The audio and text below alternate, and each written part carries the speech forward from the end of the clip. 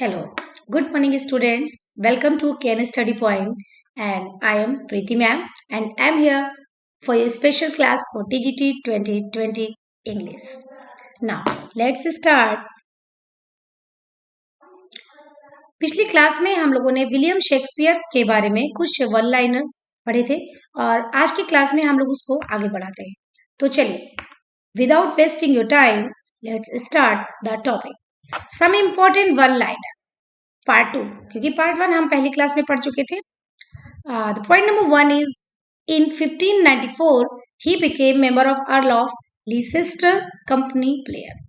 1594 में यानी 1594 में वो earl of Leicester company player के मेंबर बने. ठीक है, तो ये पॉइंट आपको बहुत अच्छे से कॉपी में नोट डाउन करना है. क्वेश्चन सीधे ऐसे आएगा कि 1594 में वो किस कंपनी के मेंबर बने. तो आपको नेम लर्न करना है earl of Leicester. Earl of Leicester 1594 earl of Leicester, ये दो चीजों को आपस में आप जोड़ के समझ लीजिए. He was also shareholder of Blackfriar theatre. आपने एक थिएटर का नाम पढ़ा था पिछली क्लास में, ग्लोब थिएटर, जो जल गया था. ग्लोब थिएटर की बर्निंग की घटना आपने पढ़ी थी और आपने ये भी पढ़ा था कि जिस समय ग्लोब थिएटर की बर्निंग की घटना हुई थी उस समय क्या चल रहा था. उस समय चल रहा था प्रीमियर ऑफ हेनरी एट्थ. अगर आपको लर्न हो, रिवीजन आपने किया है अच्छे से, तो आपको पता होगा प्रीमियर ऑफ हेनरी एट्थ चल रहा था. तो वो थी बात ग्लोब थिएटर की. और दूसरा ये जो एक थिएटर है ब्लैकफ्रायर थिएटर, बहुत अच्छे से लर्न कर लीजिए. He was also a shareholder of Blackfriar Theatre, यानी कि इन दोनों थिएटर में इनका शेयर था. एक तो ग्लोब थिएटर में था और दूसरा किस में था, ब्लैकफ्रायर थिएटर में. तो आप ये दो थिएटर माइंड में सेट कर लीजिए, Blackfriar theatre and Globe theatre. He had shares of them, उनके शेयर्स उनके पास थे. He was a shareholder of those theatres. Now as a poet, अब हम एज अ पोएट जब बात करेंगे तो सोनेट्स एंड नैरेटिव पोएम्स की बात करेंगे. तो इसको हम अलग अलग पढ़ते हैं. सबसे पहले बहुत सामान्य सी चीज है, he wrote 154 sonnets and published in 1609, edited by Thomas Thorpe. आप सब जानते हैं 154 सोनेट्स विलियम शेक्सपियर ने लिखे थे. कोई बहुत बड़ी बात नहीं है, सभी को मालूम है. लेकिन अब वो 154 सोनेट्स कब पब्लिश हुए थे, 1609 में पब्लिश हुए थे. बहुत अच्छे से दिमाग में बैठा लीजिए, 1609. और किसके द्वारा एडिट हुए थे वो, थॉमस थॉर्पे. थॉमस थॉर्पे ने 1609 में एडिट किया था और वो पब्लिश हुए थे. ठीक है. नाउ 126 आर, अब ये किस में से 126 है, जो आपके 154 सोनेट्स हैं उनमें से ही 126 सोनेट्स हेनरी रॉथस्ले को एड्रेस किए गए. और जो रिमेनिंग थे, जो बचे हुए 28 थे, are address to our dark lady. वो एक डार्क लेडी को एड्रेस किए गए थे. और वो डार्क लेडी के बारे में बोला गया है, an Italian dancer in the court of Elizabeth having dark eyes. ठीक है, वो कौन थी डार्क लेडी, एक इटालियन डांसर थी जो कि एलिजाबेथ के कोर्ट में थी, उनके दरबार में थी, having dark eyes. Perhaps she is called a dark lady, शायद इसलिए भी उसको डार्क लेडी कहते हैं, but not certain, it is perhaps. Okay, तो 126 किसे एड्रेस किए गए थे, हेनरी रोथेस्ले को. अच्छे से दिमाग में बता लीजिए मोटी सी चीज कि टोटल सोनेट्स उन्होंने लिखे थे 154, 126 हेनरी रोथेस्ले को एड्रेस किए गए थे and remaining 28 were address to our dark lady. अब डार्क लेडी के बारे में आपको अगर पूछा जा सकता है एग्जाम में कि he was an dancer in the court of Elizabeth और उसकी डार्क आईज थी, she was having dark eyes, perhaps she is called a dark lady. Okay, now next point, Shakespearean sonnet. अभी हमें शेक्सपियरियन सोनेट्स को बहुत detail में नहीं पढ़ना है, हमें पता है सोनेट्स 40 लाइन्स की एक पोएम होती है, आप सब जानते हैं. इसको हमें बार बार नहीं पढ़ना है. आप समझिए, अगर हम शेक्सपियरियन सोनेट्स की बात कर रहे हैं तो बट नेचुरल सा है, हम किसकी बात कर रहे हैं, sonnets written by William Shakespeare. तो उनका जो एक स्ट्रक्चर होता था वो क्या होता था, 3 क्वार्टरेंस एंड 1 कपलेट का. क्वार्टरेंस क्या होते हैं, क्वार्टरेंस होते हैं 4 लाइन्स. 4 लाइन्स का स्ट्रेंजा होता है 4 4 4, 3 हो गए, 4 4 4, ये हो गए 12. ठीक, और 1 कपलेट होता है 2 लाइन्स का, तो 12 प्लस 2 यानी 14. तो 3 क्वार्टरेंस एंड 1 कपलेट, ये आपका शेक्सपियरियन सोनेट का एक स्ट्रक्चर है. अच्छे से लर्न कर लीजिए. क्वार्टरेंस बोले तो 4 लाइन्स एंड कपलेट बोले तो 1 लाइन.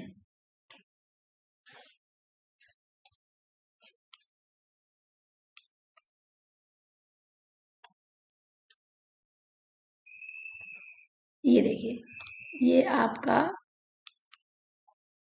3 क्वार्टर्स दिया हुआ है, ठीक है, ये आपका 3 क्वार्टर्स दिया है और ये आपका दिया है 1 कपलेट। 1 कपलेट का मतलब हो गया 2 लाइन्स और ये आपका दिया है 3 क्वार्टरेंस। इसका मतलब जो क्वार्टरेंस होती हैं वो कितने लाइन्स की होती हैं? 4 की। तो 3 क्वार्टरेंस हो गया 4 इंटू 3, ठीक है, तो ये आपका हो गया 12 और 1 कपलेट, तो ये तो 2 ही है बेटा, तो 12 और ये 2, ये हो गए टोटल 14, ठीक है, ये टोटल 14 हो गए। तो अब इनका हमें पढ़ना है कि इनका ये जो स्ट्रक्चर था वो कैसे होता था, इनका राइम कैसे होता था। तो हम पढ़ेंगे A B C D E F G जी, अच्छे से लर्न कर लेंगे। यानी कि पहली लाइन तीसरी होती थी और दूसरी लाइन चौथी होती थी, ठीक है, इसको ध्यान से आप समझेंगे। पहली लाइन ये आपका पहला ए है तो ये सेकंड पे आएगा, ये बी है तो ये आपका फोर्थ पे आएगा। इसके बाद जब हम पांचवी लाइन आते हैं तो ये सी 5 के बाद 7 पे आएगा और ये 6 वाला 8 पे आएगा। इसी तरह से ये आपका ऐसे अल्टरनेट आएगा और लास्ट में जो आपका आएगा 13 और 14, ये जो 13 और 14 लाइन आएगी वो दोनों सेम राइम्स की होंगी, लगातार जी जी यानी कि सेम सेम होंगी, ठीक है। चलिए इसको मैं रफ कर देती हूँ। अब इसको एक बार फिर से पढ़ेंगे। शेक्सपियरियन सोनेट्स में क्या करना है? 3 क्वार्टर्स एंड 1 कपलेट। क्वार्टर्स बोले तो 4 लाइन्स और कपलेट बोले तो 2 लाइन्स। तो Shakespearean sonnet 3 quarter and 1 couplet और इसकी स्कीम क्या होगी? Rhyming scheme A B C D E F and G. Now well known sonnets of William Shakespeare. Shall I compare to summer days, आपको आपने पढ़ी भी होगी, अगर नहीं भी पढ़ी है तो आप इसको लर्न कर लीजिए। इनका टाइटल फिलहाल समझ लीजिए। Shall I compare to summer days बहुत फेमस सोनेट है विलियम शेक्सपियर का। Let me no to the marriage of true minds. Narrative poems, narrative poems as you know what is narrative poem? It's a long poem, एक ये लंबी poem होती है। Venus and Adonis जैसे आपने पहले पढ़ा था, the rape of Lucrece, the phoenix and turtle, a lover's complaint and the passionate pilgrims. तो ये आपको पता होना चाहिए नैरेटिव पोएम है। कभी आपसे क्वेश्चन पूछा जा सकता है कि द रेप ऑफ ल्यूक्रिस किस कैटेगरी में आती है? सोनेट्स में आती है, ड्रामा में आती है, स्टोरी में आती है, नैरेटिव पोएम्स में आती है। तो you should know very well it is a form of narrative poem. Now, the next point is Shakespeare's dramatic career. देखिए अब ये कुछ पॉइंट्स हैं, बहुत इंपॉर्टेंट पॉइंट है, बहुत ध्यान से आपको पढ़ना है। Point number 1, he started writing drama इन 1588। 1588 में उन्होंने ड्रामा लिखना शुरू किया एंड एंडेड इन 1612, 1612 में समाप्त कर दिया, ठीक है। एकदम छोटा सा पॉइंट है, अच्छे से लर्न कर लीजिए। उन्होंने ड्रामा लिखने की जो शुरुआत की थी वो 1588 में की थी, 1588 में, और 1612 में उन्होंने ड्रामा लिखना एंड कर दिया था, समाप्त कर दिया था, फिनिश कर दिया था। ही कंपोज्ड 27 प्लेस, ये टोटल नंबर ऑफ प्लेस है, आपने पहली क्लास में भी पढ़ा था, अच्छे से लर्न कर लीजिए। टोटल प्लेस कितने थे? 37 at the time of death. और at the time of death किसकी डेथ की बात हो रही है यहाँ पे? विलियम शेक्सपियर की। तो eight the time of death कितने प्लेस एग्जिस्ट करते थे, कितने प्लेस थे इन मैन्यूस्क्रिप्ट? मैन्यूस्क्रिप्ट में तो 21 प्लेस थे, only 21 place were existed in manuscript. Manuscript एक हस्तलिपि होती है जिसमें लिख करके प्लेस को रखते थे। Now the first printed collection of his place, आपने ऐसे भी पढ़ा होगा, फर्स्ट फोलियो का पब्लिश हुआ 1623 में, आपने पढ़ा था, या फर्स्ट फोलियो ये क्या था? The first printed collection of his plays. तो आपसे ऐसे भी क्वेश्चन पूछा जा सकता है, what was the first printed collection of his plays? या first printed collection of his plays is called as, उसे क्या कहते हैं? तो फर्स्ट फोलियो कहते हैं। कब पब्लिश हुआ? 1623 में पब्लिश हुआ। ये क्या था? ये पहला प्रिंटेड कलेक्शन था, इसका नाम क्या था? The first folio. अब एक चीज देखिए, जब इनके कलेक्शन का ये प्लेस, इनके प्लेस का ये कलेक्शन था तो टोटल प्लेस कितने थे? 37। टोटल कितने थे? 37। अब मैं आपको इसमें एक स्पेशल बात बताने जा रही हूँ, देखिए, it was made by 2 actors, Heminges and Condell. बहुत ज्यादा एग्जाम में पूछा जाने वाला क्वेश्चन है कि ये जो आपका फर्स्ट फोलियो 1623 में आया था, इसको किसने बनाया था? हीमिंग एंड कॉन्डेल, ये 2 एक्टर थे, बिल्कुल लर्न कर लीजिए, हीमिंग एंड कॉन्डेल ने बनाया था। और इस फर्स्ट फोलियो में 37 प्लेस नहीं थे, ओनली 36 प्लेस थे। The first folio contains 36 place because Pericles being omitted, क्योंकि पेरिकल्स इसमें हटा दिया गया था। कोई एक हटाया गया था, तब तो 37 से 36 बचे, तो कौन सा हटाया गया था? पेरिकल्स। तो बहुत ज्यादा पूछा जाता है फर्स्ट फोलियो कब आया। सारे क्वेश्चन आप एक बार माइंड में सेट कर लीजिए। फर्स्ट फोलियो कब आया? 1623 में आया। किसने बनाया? हीमिंग एंड कॉन्डेल ने बनाया। कितने प्लेस इसमें थे? तो how many plays does it contain? It contains only 36 plays. और what was being omitted? Pericles. उसमें पेरिकल्स नहीं था। 36 प्लेस टोटल थे फर्स्ट फोलियो में, सॉरी 37 यानी 37 टोटल प्लेस थे। फर्स्ट फोलियो में 36 ही थे, 36 ही थे, क्योंकि पेरिकल्स उससे हटा दिया गया था। और ये कौन से दो एक्टर्स ने इसे बनाया था? तो हीमिंग एंड कॉन्डेल ने। ना स्वान सॉन्ग ऑफ शेक्सपियर, शेक्सपियर का स्वान सॉन्ग। तो स्वान एक फ्रेज है, स्वान सॉन्ग का मतलब होता है किसी की लास्ट परफॉर्मेंस, किसी की लास्ट क्रिएशन। तो उनकी अंतिम रचना क्या थी? The Tempest. स्वान सॉन्ग का मतलब होता है लास्ट क्रिएशन। ये आपका इंग्लिश लैंग्वेज में भी पूछा जाने वाला क्वेश्चन है, ठीक है, कि what is the meaning of swan song? Last creation या लास्ट परफॉर्मेंस? तो वो तो था आपका the Tempest. Next, his first tragedy. तो विलियम शेक्सपियर की पहली ट्रेजेडी थी टाइटस एंड्रोनिकस। लर्न कर लीजिए। Lyrical tragedy Richard two. Richard two tragedy है, बट लिरिकल ट्रेजेडी में काउंट की जाती है। सोर्सेज, बहुत अच्छा क्वेश्चन है। सोर्सेज आपसे पूछे जाते हैं। कुछ जो बहुत इंपॉर्टेंट प्लेस हैं, कुछ जो बहुत फेमस प्लेस हैं, उनके सोर्सेज। तो आप समझिए, हिस्टोरिकल प्लेस इनके जितने भी हैं, उनका सोर्सेज जो है वो कहाँ से है? हॉलिनशेड क्रॉनिकल्स। जितने भी ऐतिहासिक प्लेस विलियम शेक्सपियर ने लिखे, उनका शोध कहाँ से है? उनकी जो इंस्पिरेशन है वो विलियम शेक्सपियर को कहाँ से मिली है? तो वो मिली है हॉलिनशेड के क्रॉनिकल्स से। बहुत अच्छे से लर्न कर लेंगे। हिस्टोरिकल प्लेस को हॉलिनशेड क्रॉनिकल से हम जोड़ लेंगे। हिस्टोरिकल प्लेस हॉलिनशेड क्रॉनिकल जब भी मिलेगा हमको एक दूसरे से उसे एनेक्स कर देना है, जोड़ लेना है कि हिस्टोरिकल प्लेस को हॉलिनशेड क्रॉनिकल से कहीं ना कहीं इंस्पिरेशन मिली थी। Next, he found English a dialect, he left it a language. Sorry, यहाँ पे ये इफ ये यहाँ पे एक मिनट, ये लेफ्ट के बाद यहाँ पे लिखा हुआ है इफ। तो बेटा ये इफ नहीं है यहाँ पे, एक मिनट, ये जो लेफ्ट के बाद ये इफ लिखा हुआ है, ये इफ नहीं होगा यहाँ पे, ये इट है। ठीक है, इसको अच्छे समझ लेंगे। इट है यहाँ पे, सॉरी गलत लिख दिया है। तो ही फाउंड इंग्लिश अ डायलेक्ट। किसी ने बोला है कि उन्होंने इंग्लिश को एक डायलेक्ट के रूप में पाया और एक लैंग्वेज बनाकर छोड़ दिया। तो it refers to William Shakespeare. William Shakespeare के बारे में कहा जाता है। अब ये सीधे स्टेटमेंट आएगा एग्जाम में और पूछा जाएगा कि to whom it refers to, किसे ये रेफर किया गया है? तो it refers to William Shakespeare. Now, who published the life of Nicholas in 1708? 1709 में किसने लाइफ ऑफ शेक्सपियर पब्लिश किया था? निकोलस रो ने। ठीक है, अब source of the Tempest. The Tempest अभी आपने पढ़ा था, स्वान सॉन्ग था, तो टेम्पेस्ट से रिलेटेड कई चीजें पढ़ लीजिए। विलियम शेक्सपियर का स्वान सॉन्ग कौन सी रचना थी उनकी? द टेम्पेस्ट थी। द टेम्पेस्ट का सोर्स क्या था? A ship wreck on Bermuda in 1609। 1609 में बरमूडा में एक शिप रेक हुआ। शिप रेक, जहाज का डूबना। तो बरमूडा में 1609 में एक शिप रेक हुआ, वो आपका सोर्स है द टेम्पेस्ट का। ठीक है, जिस तरह से ऊपर आपने पढ़ा हिस्टोरिकल प्लेस के सारे जो सोर्सेज हैं वो हॉलिनशेड क्रॉनिकल से लिए गए हैं, और द टेम्पेस्ट का सोर्स कहाँ से लिए गए? बरमूडा में होने वाले शिपरेक से। हिंदी में लर्न कर लीजिए, आप अच्छे से दिमाग में बैठा लीजिए। 1609 में एक शिपरेक हुआ था बरमूडा में, और यही था सोर्स द टेम्पेस्ट लिखने के लिए विलियम शेक्सपियर को। Source of the winters Tale. Winter's tell की सोर्स क्या है? ग्रीने का। ग्रीने का नाम आपने कब पढ़ा था? ग्रीने ने एन अप स्टार्ट क्रो करके एक कमेंट दिया था, एक क्रिटिसिज्म दिया था विलियम शेक्सपियर के बारे में, आपने पढ़ा था।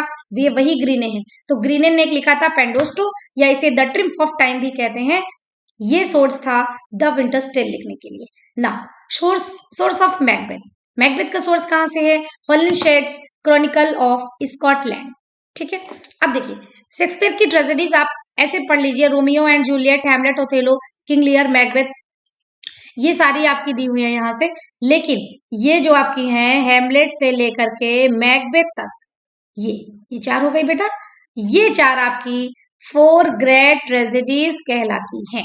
हैमलेट, ओथेलो, किंग लियर, मैकबेथ, देखिए, रोमियो एंड जूलियट भी ट्रेजेडी है, कोरियोलानस भी ट्रेजेडी है, टाइमन ऑफ एथेंस भी ट्रेजेडी है, लेकिन ये 4 ग्रेट ट्रेजेडीज में काउंट नहीं की जाती। तो आपसे ये क्वेश्चन ऐसे पूछा जा सकता है कि कोई भी 3 4 ग्रेट ट्रेजेडीज दी जाएंगी और एक चौथी में आपका ये जो लिखा हुआ है ये टाइमन ऑफ एथेंस या कोरियोलानस या रोमियो जूलियट या अदर कोई ऐसी ट्रेजेडी जो इन चारों से बिलोंग नहीं करती, वो आपको एग्जाम में दी जाएगी और पूछा जा सकता है आपसे कि इनमें से कौन सी 4 ग्रेट ट्रेजेडीज में नहीं आती है। तो आपको सीधा सा क्वेश्चन याद रखना है, Hamlet, Othello, King Lear and Macbeth ये 4 ट्रेजेडीज में है, इनके अलावा कोई भी ट्रेजेडी है तो 4 ग्रेट ट्रेजेडीज में काउंट नहीं होगी। ओके, नाउ नेक्स्ट पॉइंट, ये इनकी कॉमेडीज है। मर्चेंट ऑफ वेनिस आपने बिल्कुल पढ़ा होगा, ये तो 12th स्टैंडर्ड में ही चलता है। Midsummer Night's Dream, as you like it, Winter's Tale, the Tempest and Twelfth Night. अब देखिए, मैंने आपको अपनी पहली क्लास में आपको चीज बताई थी कि कुछ क्वेश्चंस आते हैं based on statements and criticism, तो ये उन्हीं क्वेश्चन से रिलेटेड मैटर है। गोथे प्रेज्ड हिम, गोथे ये मैंने हाईलाइट कर दिया है गोथे को यहाँ पे कि आप यहाँ पे गोथे लिखा हुआ है, गोथे ये क्रिटिक है। गोथे ने प्रेज किया था इनको क्या कहते हुए, I don't remember that any book और पर्सन और event in my life ever made so great an impression upon me as the plays of Shakespeare. Goethe ने कहा था मुझे याद नहीं है कोई भी बुक, कोई भी पर्सन, कोई भी इवेंट मेरी लाइफ का मुझे याद नहीं है जिसने मुझ पर इतना अच्छा इंप्रेशन डाला हो जैसा कि विलियम शेक्सपियर के प्लेज ने डाला है। सोचो कितना बढ़िया उन्होंने एक अपना स्टेटमेंट दिया है, इससे पता चलता है कि वो कितने अच्छी तरह से उन्हें प्रेज कर रहे हैं, उनकी प्रशंसा कर रहे हैं, उन्हें एडमायर कर रहे हैं। कितनी अच्छी लाइन लिखी है, I don't remember that any book और पर्सन और event in my life ever made so great an impression upon me as the plays of Shakespeare. कह रहे हैं कोई भी किताब, कोई भी पर्सन, कोई भी इवेंट मेरी लाइफ में इतना महत्वपूर्ण नहीं हुआ, मेरी लाइफ को इतना इम्प्रेशन मेरी लाइफ में नहीं डाला जितना कि विलियम शेक्सपियर के प्लेस ने। तो आपको ये स्टेटमेंट लर्न करना है कि इस तरह का स्टेटमेंट किसने दिया था, गोथे ने दिया था। अच्छी तरह से आपको लर्न करना है, ठीक है। अब नेक्स्ट देखो बेटा, Matthew Arnold said, Matthew Arnold ने कहा था he found English a dialect and left it a language. उन्होंने इंग्लिश को एक डायलेक्ट के रूप में पाया और एक लैंग्वेज बनाकर छोड़ दिया। तो ये स्टेटमेंट किसके बारे में है, विलियम शेक्सपियर के बारे में, ये अभी आपने पढ़ा है, ठीक है। लेकिन ये स्टेटमेंट किसने दिया है, मैथ्यू आर्नोल्ड ने। तो दोनों चीजें लर्न करी। मैथ्यू आर्नोल्ड ने क्या स्टेटमेंट दिया था कि विलियम शेक्सपियर ने इंग्लिश को एक डायलेक्ट के रूप में पाया और एक लैंग्वेज बना के छोड़ दिया। और गोथे ने बोला था कि मेरे जीवन में कोई ऐसी बुक नहीं है, कोई ऐसा पर्सन नहीं है, कोई ऐसी घटना नहीं है मेरे पूरे जीवन में जिसने मुझ पर इतना प्रभाव डाला हो जितना कि विलियम शेक्सपियर के प्लेस ने। तो गोथे और मैथ्यू आर्नोल्ड की स्टेटमेंट आपको बहुत अच्छे से दिमाग में बैठाने हैं। अभी next, Milton said about him, ये नेक्स्ट पॉइंट है। मिल्टन ने कहा dear son of memory great heir of fame, heir means उत्तराधिकारी और फेम माने नाम। कहते फेम का उत्तराधिकारी है, फेम उत्तराधिकारी को ही आगे की चीजें विरासत में मिलती हैं। तो ये मिल्टन ने बोला था कि विलियम शेक्सपियर तो ग्रेट हियर ऑफ फेम है, यानी कि फेम तो इनके लिए ही बना है। आप समझ रहे हैं, फेम लोगों को कमाने के लिए कितनी मेहनत करनी पड़ती है, फिर भी बहुत से लोगों को फेम नहीं मिलता है, लेकिन विलियम शेक्सपियर को इतना फेम मिला है कि जिन्हें इंग्लिश लिटरेचर के बारे में बहुत कुछ नहीं भी पता है वो भी इतना जानते हैं कि एक विलियम शेक्सपियर है। आप समझ रहे हैं मेरी बात को। तो ये होता है fame, great heir of fame. तो आप याद रखेंगे ये स्टेटमेंट किसके बारे में था, पहले तो आप समझ लीजिए heir of fame William Shakespeare को कहा गया, बट किसने कहा है, John Milton. Okay, Alexander Pope observe, Alexander Pope ने क्या ऑब्जर्वेशन किया, every single character in Shakespeare is as much individual as those life itself. कह रहे इनके प्लेस में एक एक कैरेक्टर अपने आप में इतना इंडिविजुअल होता था जैसे वो एक लाइफ है। It is impossible to find any two alike, कोई दो कैरेक्टर आपस में नहीं मिलते थे, कोई भी दो कैरेक्टर को एक जैसा बताना इम्पॉसिबल होगा। इस तरह से वो कैरेक्टराइजेशन करते थे। तो उनके कैरेक्टराइजेशन को लेकर के ये एक प्रकार का ऑब्जर्वेशन किया है अलेक्जेंडर पोप ने। तो ये आपको लर्न रखना है कि कौन सी बात किसने कही। अभी ग्रीने की बात आती है, हमने सबकी बात को पढ़ा, अब हम पढ़ते हैं ग्रीने की बात को। ये ग्रीने कौन है, ये ग्रीने वही है जिन्होंने एन अपस्टार्ट क्रो बोला था, कौवा बोला था कि ये वास्तव में एक कौवा है और इन्होंने अपने आप को ब्यूटिफाई कर रखा है कुछ फिदर्स से, समझे। तो ये क्या था, अभी मिल्टन ने क्या कहा, अलेक्जेंडर पोप ने क्या कहा, या फिर गोथे ने क्या कहा, ये तो सारे इनका एडमायर किया है, इनको प्रेज किया है। लेकिन ग्रीने ने ये जो क्रो वाली बात बोली है ये बिल्कुल भी प्रेज नहीं है, ये इन्होंने एक प्रकार का क्रिटिक ये है और इन्होंने क्रिटिसाइज किया है। लेकिन जरा सोचो, जब कोई किसी को ये बोलता है कि ये क्रो है और इन्होंने इनके फेदर्स से ब्यूटिफाइड हो गए हैं ये, यानी कि जो भी ये लिख रहे हैं ये कहीं से कट कॉपी पेस्ट मारा है, थोड़ा इधर से लिया थोड़ा इधर से लिया और उसको अपने मन से थोड़ा सा और इलेबोरेट कर दिया। ये इनकी मौलिक रचना नहीं है, ये उतनी जेन्युइन नहीं है, उतनी ओरिजिनल नहीं है जितना कि दिख रही है। तो ये किसका विचार था? ग्रीने का। तो आप एक वर्ड सीख लीजिए, मैंने इसमें लिखा है Greene accused him of plagiarism. देखिए प्लेगरिज्म कहीं पे एक वर्ड आया है, ये देखिए दिखाया है प्लेगरिज्म। प्लेगरिज्म होता है साहित्यिक चोरी, इसको याद रखेंगे, ठीक है। इसको बोलते हैं साहित्यिक चोरी। जब हम लिटरेरी थेफ्ट करते हैं, साहित्यिक चोरी करते हैं, शब्दों का चुराना, किसी रचना के किसी पार्ट को चुराना, दैट्स कॉल्ड प्लेगरिज्म। तो ये हो गया आपका साहित्यिक चोरी। तो प्लेगरिज्म का आरोप किसने लगाया? विलियम शेक्सपियर पर ग्रीने ने लगाया, ठीक है। प्लेगरिज्म का क्यों था? आई थिंक आपको समझ में आ गया होगा प्लेगरिज्म क्यों था। क्योंकि जब हमने ये कह दिया, ग्रीने ने ये कह दिया कि इन्होंने इधर उधर से मैटर लिया और उसको ब्यूटिफाइड किया और विलियम शेक्सपियर को सीधे सीधे स्टार्ट क्रो बता दिया है, तो एक प्रकार से प्लेगरिज्म का ही आरोप लगा। तो ग्रीने ने उन्हें प्लेगरिज्म का एक्यूज लगाया, he accused him of plagiarism as an upstart crow beautified किया, ठीक है। 3 plays of him deals with racial discrimination. अब अगर आपसे पूछा जाएगा कि कौन सा प्ले इनका रेशियल डिस्क्रिमिनेशन बताता है, रेशियल डिस्क्रिमिनेशन क्या है भाई? रेशियल डिस्क्रिमिनेशन है आपका प्रजातीय प्रजातीय विभिन्नता, ठीक है। प्रजातीय विभिन्नता जो है वो आपकी रेशियल डिस्क्रिमिनेशन है। तो जब आप पढ़ेंगे ओथेलो को, मर्चेंट ऑफ वेनिस और मेजर फॉर मेजर, तो इनमें आपको कहीं ना कहीं रेशियल डिस्क्रिमिनेशन दिखाई देगी, ठीक है। तो इसको आप अच्छी तरह से पढ़िए, Othello, merchant of Venice and measure for measure, ठीक। अब एक बार हम वापस आते हैं और एक बार छोटा सा एक रिवीजन करते हैं, जैसा कि हम लोग हर बार करते हैं, ठीक। तो स्टार्ट करते हैं। जो इंपॉर्टेंट पॉइंट्स थे, पहला पॉइंट था 1594 में वो अर्ल ऑफ लीसेस्टर कंपनी के मेंबर बने। कंपनी का नाम सबको याद रखना है, क्या था? Earl of Leicester. और वो शेयर होल्डर किस थिएटर के थे? ब्लैक फ्रायर थिएटर के। और एक और थिएटर था जिसके वो शेयर होल्डर थे, आपको याद रखना है, वो था globe theatre. As a poet 2 चीजें लिखी, sonnets and narrative poems. 154 sonnets लिखे थे और वो 1609 में पब्लिश हुए थे, जिनको थॉमस थॉर्पे ने एडिट किया था, ठीक है। अब उन 154 में से, उन 154 में से 126 हेनरी रोथसले को एड्रेस कर दिए गए, बाकी के 28 डार्क लेडी को एड्रेस किए गए। शेक्सपियरियन सोनेट्स का स्ट्रक्चर क्या होता है भाई? 3 क्वार्टरन्स और 1 कपलेट का होता है। क्वार्टरन्स बोले तो 4 लाइंस और कपलेट बोले तो 2 लाइंस। तो ये आपकी 12 + 2 14 लाइंस का सोनेट हो गया। A B C D E F and G ये इसका राइम स्कीम है। इनके वेल नोन सोनेट्स क्या हो सकते हैं, कौन कौन से हैं? Shall I compare to summer day, let me not to the marriage of true mind, narrative poem Venus and Adonis, The Rape of Lucrece, The Phoenix and Turtle, A Lover's Complaint, The Passionate Pilgrim। अब जो dramatic career है वो बहुत important आपका role play करता है, बहुत अच्छे से इसको एक रिवाइज कर लीजिए। इसे he started writing drama in 1588 and ended in 1612। 1588 में इन्होंने ड्रामेटिक जो आपका करियर था उसे शुरू किया, या ये बोल सकते हैं ड्रामा लिखना शुरू किया। 1588 में शुरू किया, 1612 में फिनिश किया, खत्म किया। टोटल प्लेस 37 थे और इनके मृत्यु के समय, जब इनकी मृत्यु हुई, eight the time of his death only 21 place existed in manuscript. तो आज ही पूछा जाए अगर एक क्वेश्चन की मैन्युस्क्रिप्ट आज भी है या नहीं है, तो पार्सली अवेलेबल, एकदम अच्छे से याद रखेंगे। ना ही हम लिखेंगे अवेलेबल, ना ही हम लिखेंगे अनअवेलेबल, हम लिखेंगे पार्सली अवेलेबल, क्योंकि कुछ मैन्युस्क्रिप्ट आज भी एट प्रेजेंट अवेलेबल हैं, लेकिन सारी नहीं है। तो अगर ये क्वेश्चन पूछ लिया जाएगा कि विलियम शेक्सपियर की मैन्युस्क्रिप्ट अवेलेबल है या नहीं है, तो हम लिखेंगे पार्सली अवेलेबल है। इस क्वेश्चन को माइंड में रखिएगा, मैंने लिखा नहीं है बट दिमाग में रखिएगा।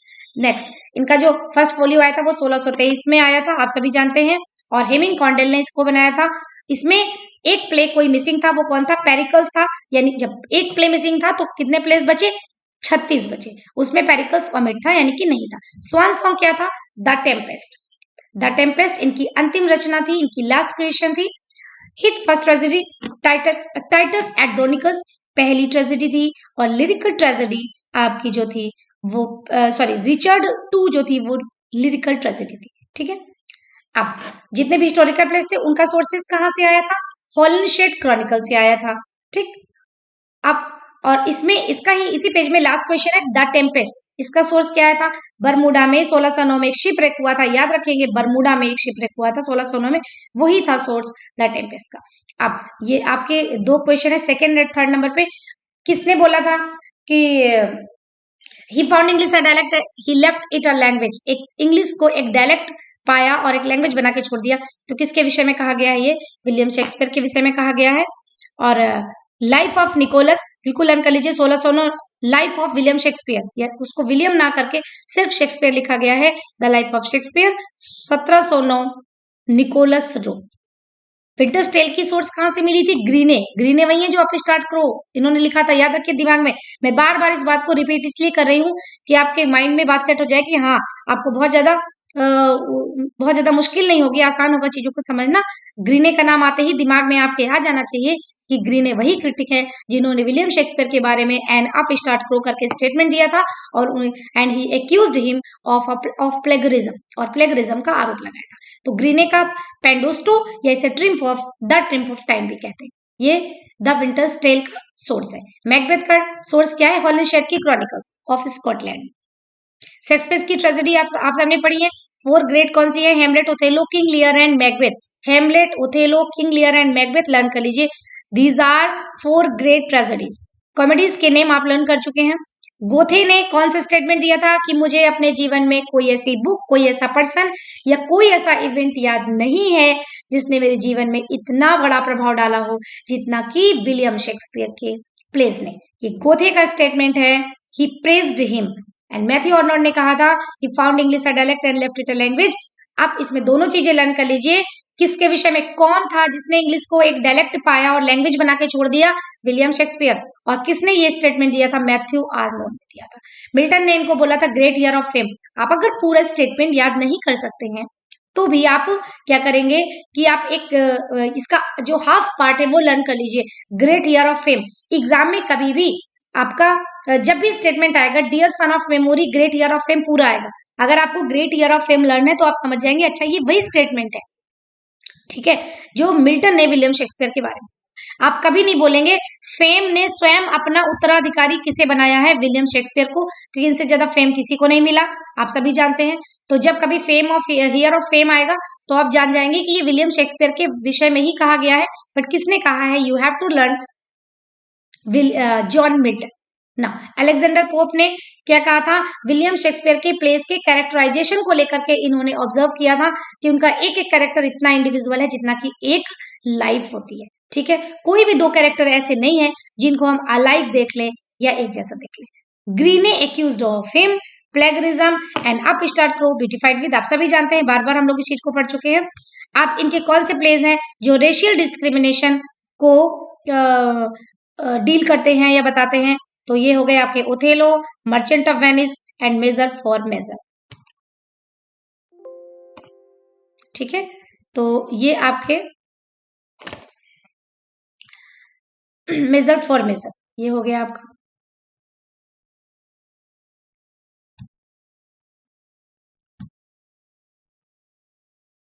तो आई होप कि आपको क्लास अच्छे से समझ में आई होगी।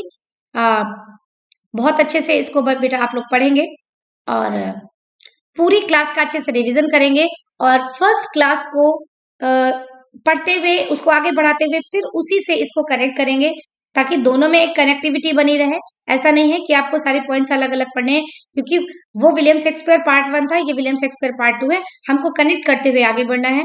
और टीजीटी एग्जाम के प्रिपरेशन से, जैसे मैं पहले भी आपको बता चुकी हूँ कि वन लाइनर क्वेश्चंस बहुत इंपॉर्टेंट हैं, क्योंकि एग्जाम में टीजीटी के एग्जाम में बहुत ज्यादा डीप में नहीं पूछा जाता है, बहुत ही रेलेवेंट, बहुत ही टू द पॉइंट, बहुत ही कंसाइज पूछा जाता है। आई होप कि ये नोट्स आपको पढ़ने में बहुत मदद करेंगे। तो आप सभी प्रॉपरली क्लास को लीजिए और लेने के बाद अपने नोट्स बनाइए और नोट्स बना के बहुत अच्छे से पढ़ाई करिए। Thank you so much.